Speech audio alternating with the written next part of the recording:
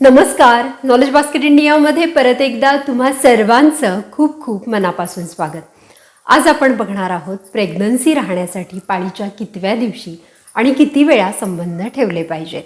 खरं तर ज्यांचं मासिक पाळीचं चक्र 28 दिवस, 28 दिवसांपेक्षा कमी, 30 दिवस, 35 दिवस, कितीही दिवसांचं असलं तरी देखील प्रेग्नन्सी राहण्यासाठी कितव्या दिवशी संबंध ठेवला पाहिजे हे या व्हिडिओमध्ये आज आपण बघणार आहोत. बऱ्याचदा कपल्सचं नवीन लग्न झालेलं असतं किंवा अवेअरनेस नसतो की कधी आपण या गोष्टी केल्या, कधी आपण संबंध ठेवले तर आपल्याला लगेच बाळ राहील. म्हणूनच याविषयीची सविस्तर आणि शास्त्रीय माहिती या व्हिडिओमध्ये तुम्हाला मिळणार आहे. हा परफेक्ट दिवस कॅल्क्युलेट करण्यासाठी सगळ्यात प्रथम आपल्याला माहिती हवं ते म्हणजे आपलं मासिक चक्र किंवा तुमच्या बायकोचं मासिक चक्र. आता बऱ्याच जणींना मासिक चक्राचा परफेक्ट कालावधीच माहिती नसतो, तर हा माहीत असणं देखील गरजेचं आहे. जर माहिती नसेल तर आजपासूनच तुम्ही कॅलेंडरमध्ये मार्क करायला सुरुवात करा. आता हे मासिक चक्र म्हणजे काय? तुमच्या पाळीचा पहिला दिवस ते पुढची पाळी जेव्हा सुरू होते त्या पाळीचा पहिला दिवस, याच्यामध्ये जेवढे दिवस असतात या दिवसाला आपलं मासिक चक्र असं म्हणतात. आता जर माहितीच नसेल तर तुम्ही कॅलेंडरवर आजपासूनच तुमच्या प्रत्येक महिन्याची पाळी मार्क करायला सुरुवात करा.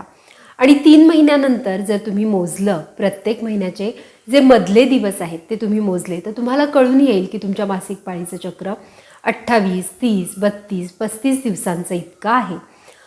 सपोज तुम्हाला 1 जूनला पाळी आली आणि पुढची पाळी ही 28 जूनला आली आणि त्यानंतर पुढची पाळी ही परत 28 दिवसांनी आली आणि जनरली असं सलग होतं आहे, दर 28 दिवसांनी तुम्हाला पाळी येते. तर याचा अर्थ आहे की तुमची मासिक पाळी किंवा तुमच्या मासिक पाळीचं जे चक्र आहे ते 28 दिवसांचं आहे. परंतु हीच पाळी जर तुम्हाला दर 35 दिवसांनी येत असेल असं तुम्हाला आढळलं तर ही 35 दिवसांची आहे. हा दिवस फाइंड आउट करण्याची सगळ्यात सोपी पद्धत म्हणजे तुमच्या मासिक पाळीच्या चक्राचे दिवस म्हणजे किती दिवसांचं हे चक्र आहे हे एकदा का तुम्हाला कन्फर्म झालं की शेवटच्या दिवसातून 14 दिवस तुम्ही वजा केले तर तुम्हाला हा गोल्डन डे मिळणार आहे.